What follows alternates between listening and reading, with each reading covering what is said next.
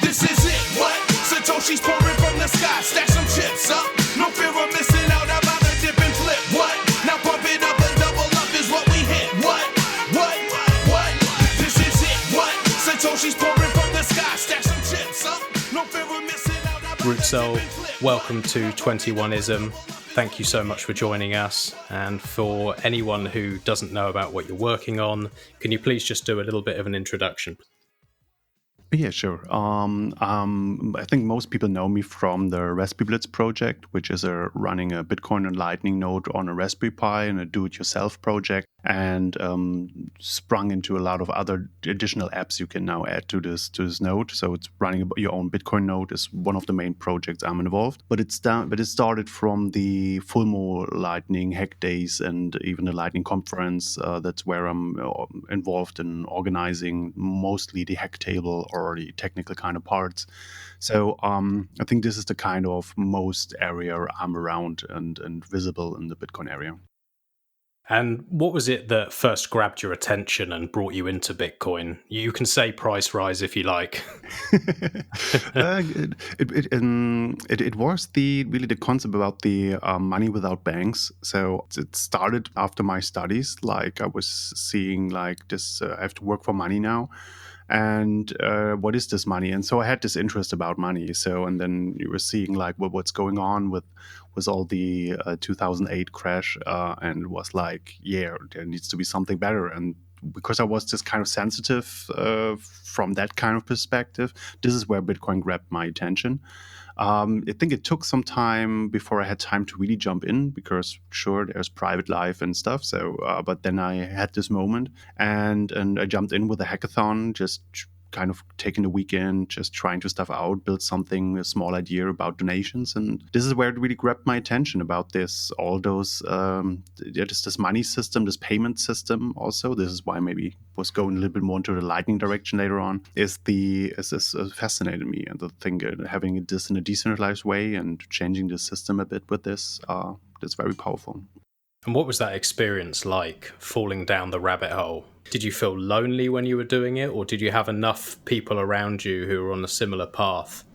We were quite good connected. So I started with this hackathon and kind of very quickly connected to the Berlin Bitcoin scene, the people that were active at this time, and most people are still. So it was great because were a lot of, on the one side, there were a lot of like-minded people because there was the same interest, a little bit like this hacker culture background for a lot of people, or at least technical interested. And on the other side, it was this diversity of people that really it never got boring. Yeah? So let's talk this way. And so no, it was a great journey. It was connected with people, and after this, I kind of stuck to the kind of Berlin Bitcoin meetup scene, even that I had my short kind of departure or detour into the Dogecoin world, what was more like a protective kind of measurement, because at one point I was there in one of those big events at Texas Bitcoin. That was great on the one side, but on the other side, you really could see all this the people that just wanted to make business with Bitcoin and didn't see I think they liked the underlying flavor they were seeing, but you would already see like people just, oh, this is great, this is a hype, where can get my finger in here, and then those people that care more about the scam than about the other stuff. So you could at least see those people, or at least feel those people around, and this is where I was then hiding a bit in the Dogecoin world, which was also not perfect when protecting against scams. So yeah, so made my lesson and now fascinated by Lightning. And outside of Dogecoin, any other Bitcoin horror stories from either you or your friends that you can share with us, like real life boating accidents? Oh yeah, there's this great feature on the Trezor where you can set an extra password. So I don't know if everybody knows it. Normally you set up your Trezor, you get your words to recover, but then you can add an extra password that with every password you put in, it kind of puts you onto new wallet paths. And if you don't have this password, you don't have access to those funds anymore. And Oh no! It was like I have all the words here, so But what was this? Which one was this password? I wanted to be too secure here. So Oh no. because I liked it. I liked it very much because it has this feature. Because it's so nice. You can if somebody robs you, you can put in another password and have some small Bitcoin there amount or something, and say, "Look, this is what everything I have. Please take it from me, sir." And then you have the other stuff safe under the other password. I like that idea, but really make sure to remember the password. Good tip. That's a great tip. Yeah. Take something maybe that you're very used to and not try to be too smart. Yeah. And so once you'd gone through the horror stories and you got out of Doge and all of this stuff and you really went down the Bitcoin rabbit hole, what was it that got you involved in the Raspberry Blitz project? It's a fantastic project. I love what you guys are doing. And like I said to you before, I'm yet to set one up, but it looks so cool and everyone raves about it. How did it come about? It really developed from our decision to do the hack days, so the Lightning Hack days, and the decision to learn together with the community what this Lightning can do. And when we planned the first event, the first hack day in Berlin, Germany, we were saying, come on, we need. First of all, people should bring nodes, and so that we can see what does it take to run a node. Do you need a big computer? Can you do it in a smaller thing? And also there is this Raspberry Blitz tutorial, the Raspberry Bolt from Staticus. That already a lot of people were starting to building nodes on Raspberry Pis. So we're like, come on, let's buy some Raspberry Pis and then just try to do the tutorial there and see how far we get. And then on the first hack day, it was nice because a lot of people had interest, and then we started to do this, and we're not even finishing syncing the blockchain after the second day. So at least we were starting copying stuff, and then we're seeing, oh, this is USB 2, this is a small so all the stuff was like eating our time to get this finished. So I think that the tutorial was great, or is still great from Staticus if you really want to do it step by step. But there was the idea to make it maybe a little bit more convenient or more easier to set up a node on a Raspberry Pi. And this is then where we kind of just put the tutorial, the little lines into scripts. And so this is why this whole project is built on Bash script, most of the scripts. And this kind of developed from there. And at one point I was seeing this problem with people setting it up. What is my IP? And we really it was like, okay, no, I have to look it up here. And we didn't. So, and we were just going, why not a screen? And I was seeing this little nice screen on Amazon and was saying, let's try this out. This doesn't look this hard. And and so step by step it developed from there. So this is the original story, why we started it, to make it easier for us to have those on the hack days, and then make it easy for people to add their projects to it, so that we can play with it, and just everybody can bring it to the events or exchange it online about it. And we have this. If you run it yourself, you have a better understanding, and that was the kind of basic idea behind it. That sounds amazing. And this is why 21ism has chosen you as our dev. You are the first dev that we've had on here. And we love we love what you're doing. And what I thought for this interview was, I'm not massively technical. I try my best, but, really, I don't know what the hell I'm talking about. So I have Bitcoin Q&A joining us on this interview to make me sound a little bit better, make me sound like I know what I'm talking about, and ask some questions to dig a little bit deeper into the technicals. So Bitcoin Q&A, can you take over and ask the next question, please? Absolutely, yeah. I'm not going to get too technical too quickly. First question for you, Rootzol, is what advice would you give to somebody who doesn't currently run a node, that is looking to start taking that next step? What would the first piece of advice give to them? Mm-hmm. I think the first advice, or at least question this person should ask, is what kind of person I am, and how much time do I have to spend on it. Maybe this changes afterwards, but if you're more coming from this consumer kind of perspective, so if you're more a Peter McCormick kind of guy, then maybe really start with something that really tries to pick you up very, very on your level. Like I think the Umbrella now with the Web UI is doing a great job there, hiding all the complexity from you, just try to make it very simple. And already the My Node is even, I think, also reaching this goal quite good because it picks you up with a web browser and really tries to hide the kind of complexity behind the cute QI. Which is great because such node projects are needed. And I think if you're more like that kind of person, maybe really start with such a project.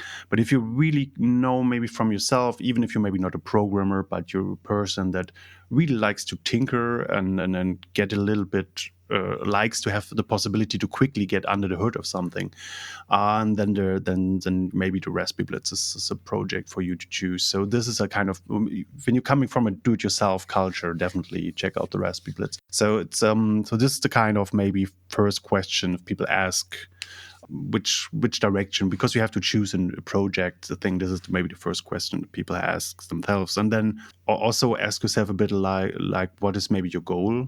Maybe even that's changing in the end, but if it's really just to run it, if you want to become a good routing node in the network, that's something different than just running your own Bitcoin node, maybe a small Lightning node for yourself, and a Electrum server to have more privacy on your hardware wallet transactions. So there is a little bit different kind of journeys you can take, but sure, you can also jump between them. Most of the projects try to give you big variety there. Yeah, I think that's great advice. Like you say, there's quite a lot of things to consider before taking the plunge and diving into the whole node space. So let's say they've asked themselves them questions, they decided to go for the Blitz, they're a bit of a tinkerer, or they just want to get stuck in. What are the common pitfalls that people would make that you see from the support groups that they generally tend to make when they're getting set up with a Blitz? Mm-hmm. So the basic 2 ones are kind of stable power and kind of data stability.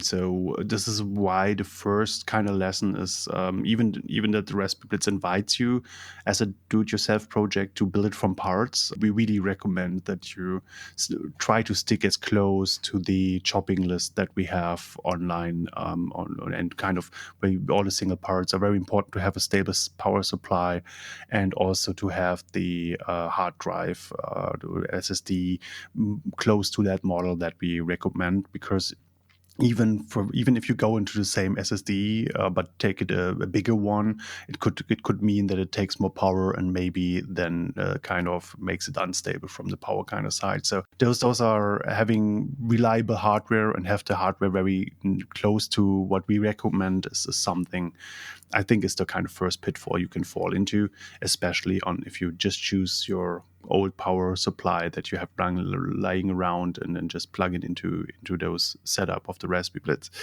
Then maybe the second part then to look into is to make sure that you have your backup credentials right, and at least in a good, secure way.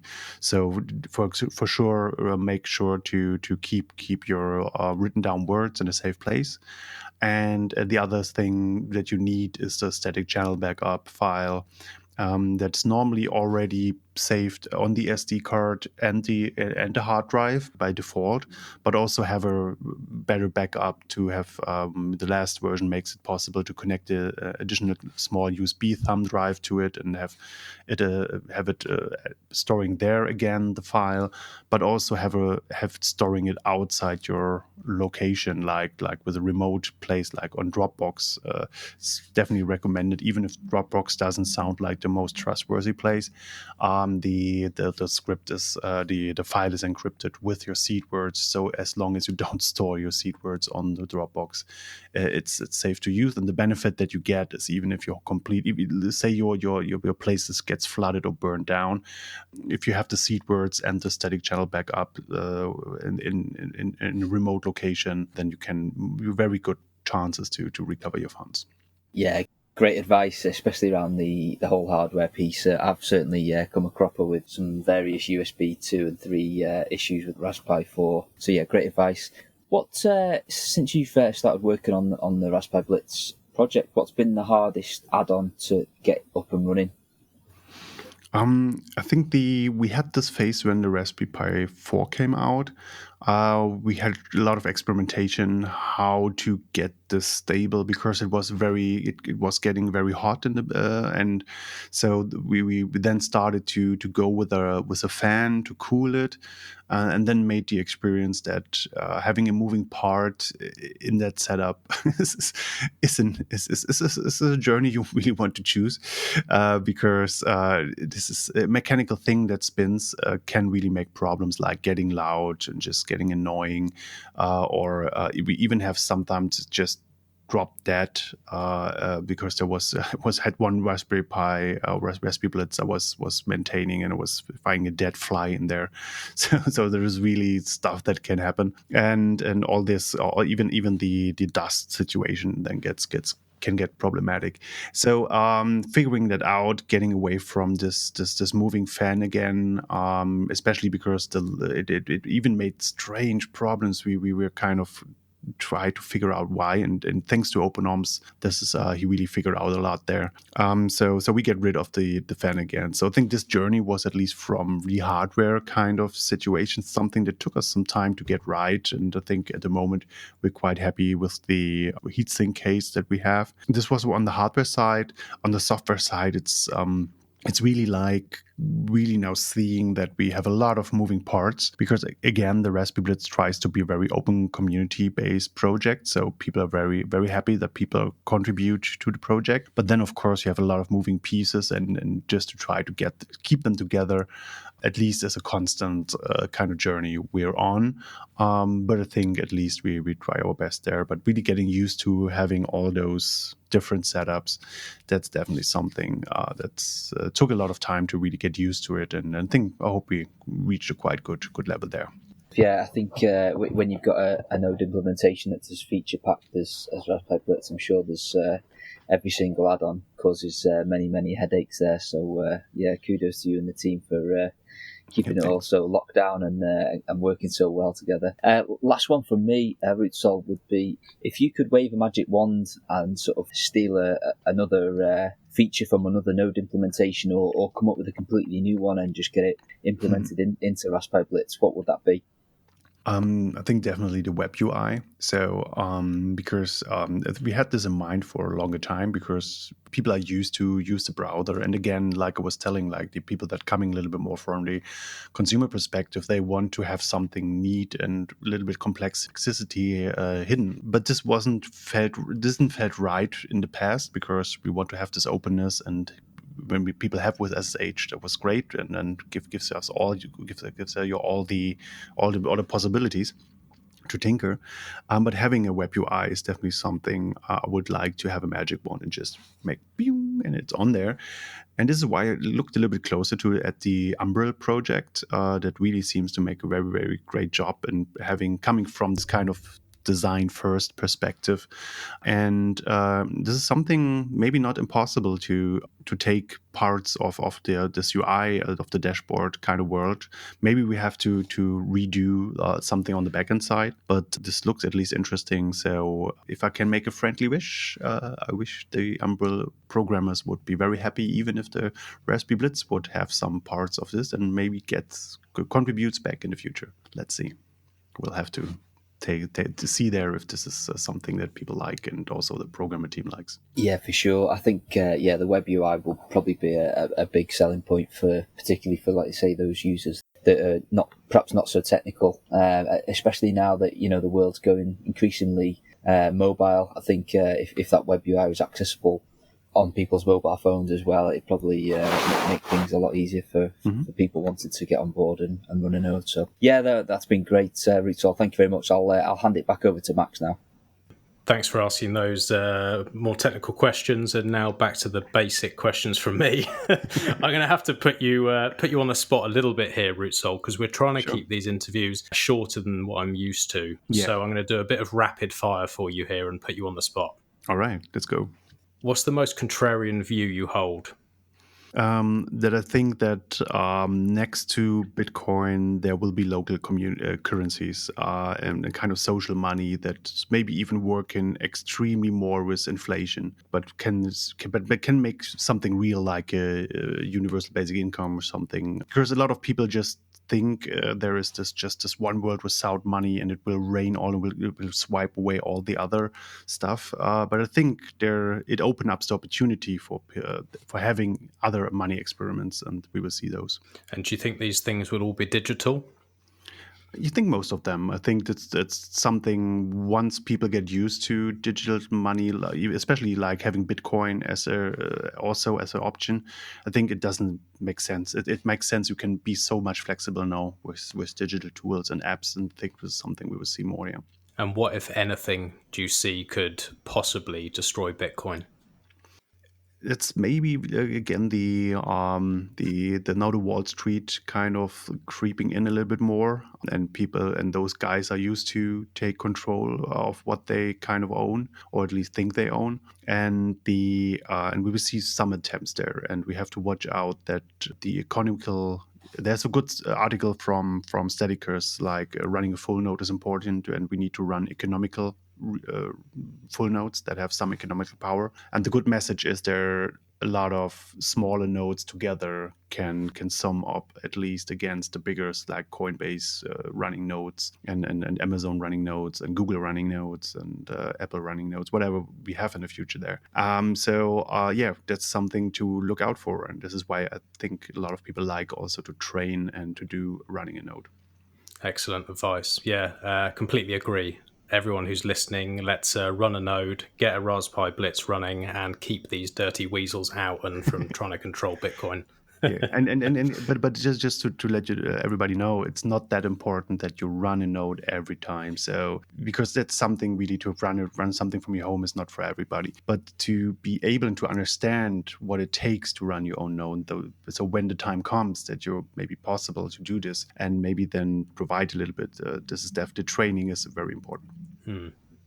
If you could speak to Satoshi, I gave you 1 hour in a pub, just you and him, couple of pints, share a packet of crisps. What would you say to him? First of all, of course, thank you. So this is such a selfless act that we're seeing, to donating something, and even then not touching those Satoshi coins that are on there. So it's very, very. Thank you for that. So the more details, maybe I would be very interested in his view on the energy consumption question, because I think a lot of Bitcoiners very easily weasel out of there. And it was one of the first questions even Hal Finney was asking, like, we have to talk about this energy consumption thing and how it maybe can have to do with the CO2 problem and maybe add to it. And I know there's I like discussing this at least. And from Satoshi, I would like to hear if he had in mind what we were seeing now with the mining industry. Interesting. Yeah, it's a big question that comes up a lot. To my mind, I think it's been answered, and I think it's been answered pretty well. But it's a complex rabbit hole, and I'm not sure I fully understand it. And it'd be fascinating to hear what he had to say about that. Good question. If I ever find myself in a pub with him, I'm going to be stealing that one from you. What's your top 5 books you've ever read? There's from the top of my mind, there is some good books from Eric Fromm, or some good Harari think books. I really like those. There's a lot of stuff there. Good science fiction, Lem, Asimov, of course. Maybe one in particular I really liked was the KLF, the manual. I don't know if you know it. It's about the guys that did the KLF, and they wrote a book like the manual, how to do a number one hit. So it's really a manual you can follow, and I really like the spirit in there. It's like no respect for the industry and just get going and do it. It's like cyberpunks write code. It's like music punks write music. Like we really like the attitude there. So KLF, very interesting band. So that's definitely a good book. And yeah, and at the moment I try to have this depth, the first 5,000 years on my table from David Graeber. Didn't knew him before, but I think he died recently and came up on my timeline, and a lot of people I respect recommended his books. So definitely something to read on now. Okay, great. I'll check that one out. How, if at all, has Bitcoin changed you? That's good. I think on On a social level, it was a very interesting journey because, as you can see, I'm kind of with all these events we're doing and the meetups. I kind of even I'm normally a little bit more kind of a nerdy person, not too much, but at least also like to be a lot by myself, and so meeting all those different people was really interesting. I think it changed a lot in my perspective to have a broader view, and also on the tolerance level, it added a lot to at least to be able to handle some views that was very strange maybe to me before. So this is definitely a journey that you can learn a lot from the Bitcoin scene to even if it doesn't seem to in the beginning, maybe. But there's a lot of diversity there in different mindsets and why people are there and what they're thinking about the world. And that's very interesting. And I think it definitely there's some imprint there. Yeah. It is amazing. I think whether people like to admit it or not, it does change all of us to some degree. And it's such a powerful force when you really get involved with it. And I think it really flips your mind on a lot of issues. And I think that's amazing. People say Bitcoin will change you more than you change it. And I completely agree. Yeah, definitely it's a journey. Yeah, for sure. All right, we're coming up to time now. It's been amazing talking to you. I love what you're doing, and it's great to have you as our first dev. So thank you for taking the time to speak to me and to Bitcoin Q&A. But before we close out, I would like to finish on you giving me your best 1-minute elevator pitch. Oh, okay. In the end, it's like everybody knows, not your keys, not your Bitcoin. But I really like to add to this, not your node, not your rules. So yeah, this is something to think about, maybe to expand a little bit this pitch line. Brilliant. All right. Thank you so much for joining me. As I say, it's been an absolute pleasure. And I'll be reaching out to you in the background once I try and set up my Raspberry and it all goes wrong. So we'll be speaking again soon. Any final words from you, Bitcoin Q&A? No, well, I'd just like to say to Rootzol, on behalf of myself and probably the rest of the community, just a big thank you. I've got huge respect for everybody that's in the trenches building stuff to push this whole space forward. So yeah, just a big thank you to Rootzol, and you keep doing what you do. It is appreciated. Thanks. Any final words, Rootzol? I'm quite good, but maybe if you want to check out the Raspberry Blitz project, the raspberryblitz.org, or just search Raspberry Blitz on the search engine, and you should find it on the GitHub page, and enjoy the journey from there. Amazing. Thanks for everything you do, and we'll speak again soon. All right, bye-bye.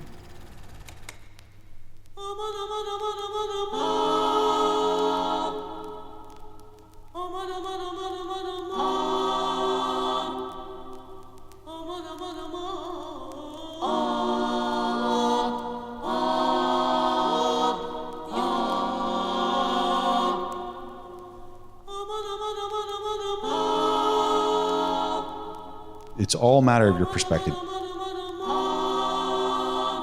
You can look at this and say, hey, this is going to be an extremely concerning and terrible, devastating. Dude, flip that on its head.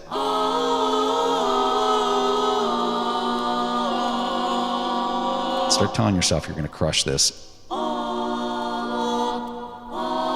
And start doing whatever you got to do in order to get as smart as you can and leverage the opportunity that's being presented to you